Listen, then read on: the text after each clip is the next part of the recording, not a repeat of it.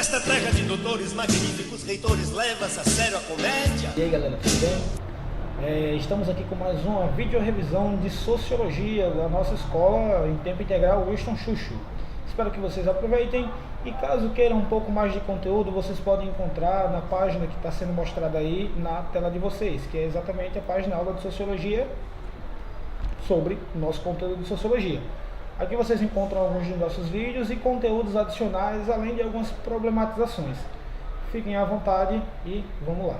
E aí pessoal, show de bola? Indo direto ao ponto, a nossa revisão do segundo bimestre de Sociologia é sobre o nosso capítulo que vai discutir a relação da educação com o mercado, como já falamos. Vou ser bem específico aqui com vocês, lembrando que as nossas revisões não são para dar respostas, são para problematizar as questões. Então, ao trabalho. E aí, começando, nós temos aí já a primeira pergunta: o que é uma educação fast food? Como a gente viu em sala de aula, o uso do termo fast food, que do inglês significa comida rápida, né, referencia a ideia de que a nossa política educacional ela tem proposto um modelo de educação que ele produza cada vez mais rapidamente trabalhadores para o próprio mercado, para atender a crescente demanda de produção da própria sociedade. O que comumente faz com que a educação ela perca sua qualidade, pois afinal o que deveria ser trabalhado de uma forma mais qualitativa e consequentemente mais demorada acaba não acontecendo pela emergência do trabalhador. Então nós temos uma educação fast food por essa lógica e necessidade de acelerar o processo de educação para que mais cedo trabalhadores estejam aptos a preencher o mercado de trabalho de forma mais vigorosa, digamos assim.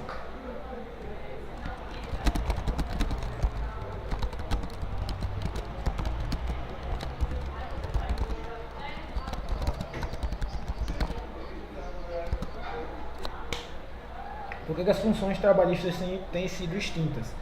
Gente, para além da própria consequência da Revolução Industrial, do avanço das máquinas ocupando esses espaços, há também uma lógica de redução do custo de produção.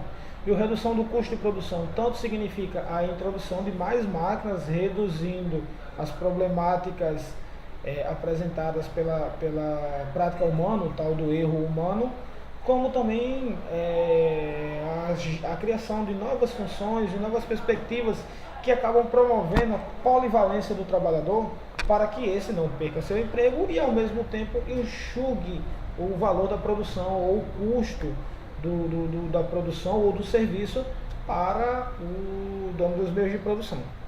Então as funções trabalhistas têm sido extintas numa perspectiva de, primeiro, oferecer polivalência, exigir polivalência do trabalhador, incluir máquinas que diminuem o erro humano, além da redução de gastos com o pessoal e diversas outras instâncias, como as leis trabalhistas e por aí vai.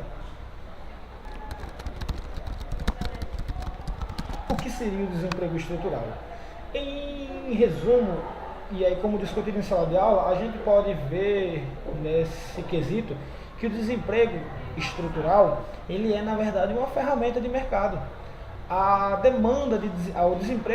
O desemprego ele gera uma demanda de busca por trabalho e consequentemente também gera uma possibilidade de haver uma negociação no valor oferecido em relação à força do trabalho do trabalhador, do operário.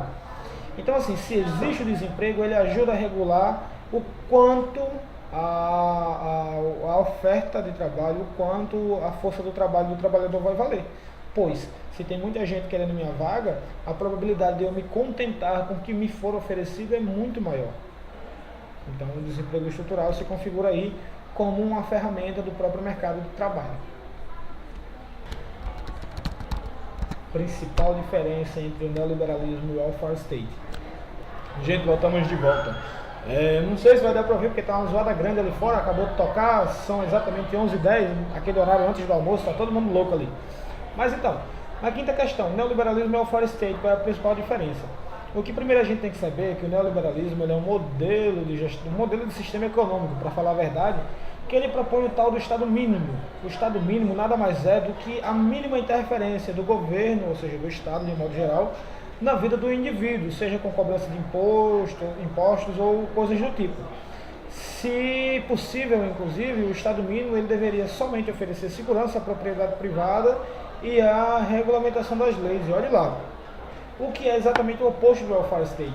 O welfare state, também em bom português conhecido como estado de bem-estar social, vai propor exatamente o inverso do neoliberalismo. Vai propor que o Estado arrecade impostos, ou seja, se interfira na vida do indivíduo cobrando impostos e revertendo esses impostos na construção de benefícios, como saúde, educação, segurança e etc. e tal. Então a principal diferença é exatamente essa. Enquanto que o neoliberalismo propõe o Estado mínimo, o welfare state ele vai propor a divisão da riqueza com base, na verdade, na captação de impostos. Pausa dramática que eu gosto. Esses colegas de vocês zoam demais, pelo amor de Deus, viu? Então, a principal diferença entre Taylorismo e Toyotismo. Gente, as duas perspectivas são dois modelos de aplicação na produção empresarial, de certa forma, como a gente viu em sala de aula.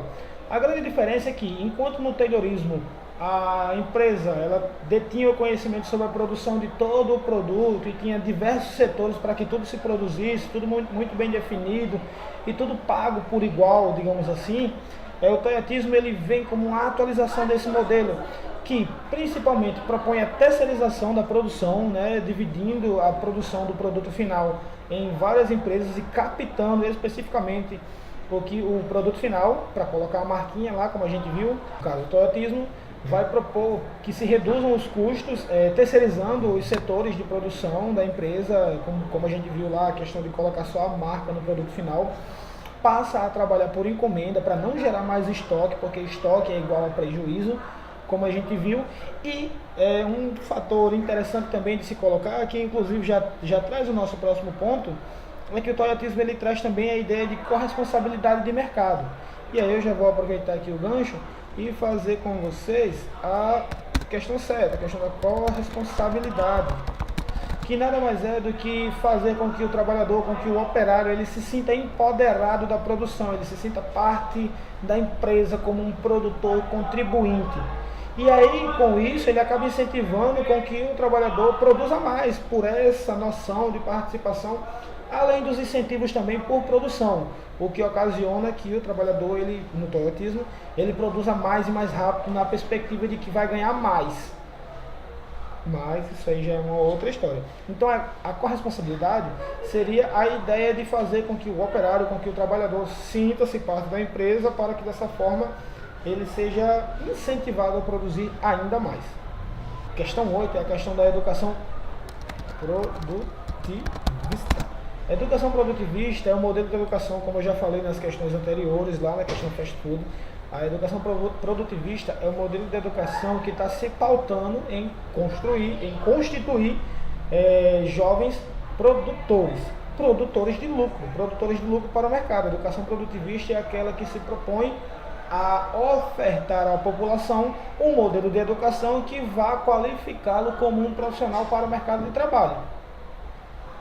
Embora também pudesse ser uma educação que qualificasse para a ciência.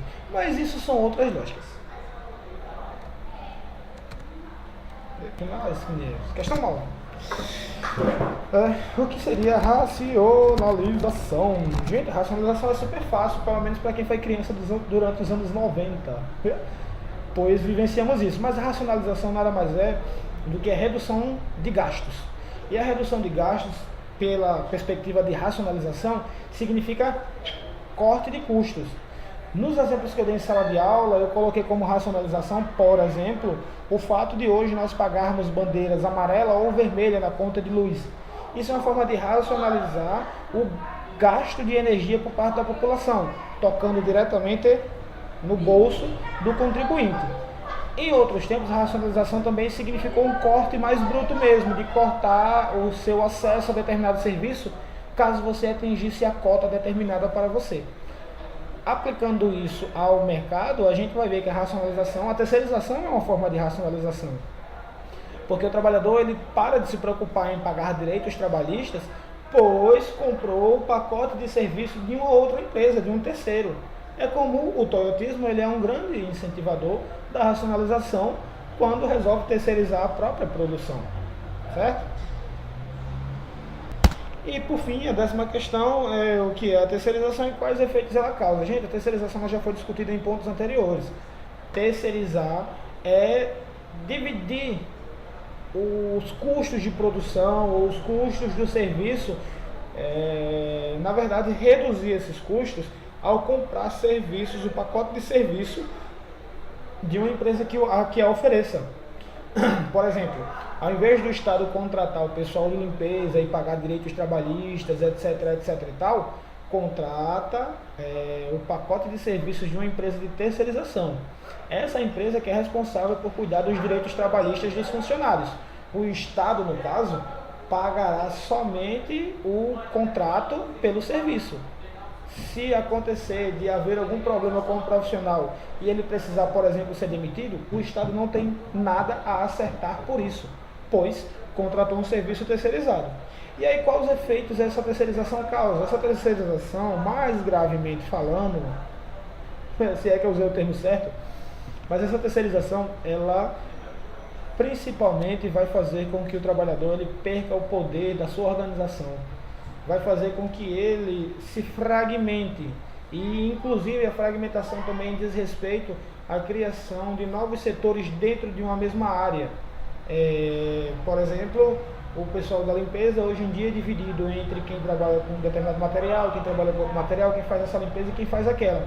Não se veem mais como um setor unitário, e isso faz ainda mais com que eles se fragmentem e percam o poder de barganha ou mesmo o poder de luta em prol das suas causas. Galera, mais uma vez eu espero que vocês tenham aproveitado a revisão, eu espero que vocês tenham uma boa nota, e se liguem, boas notas podem ser refletidas na nossa gincana que se aproxima. Não vacilem, estudem e é nóis!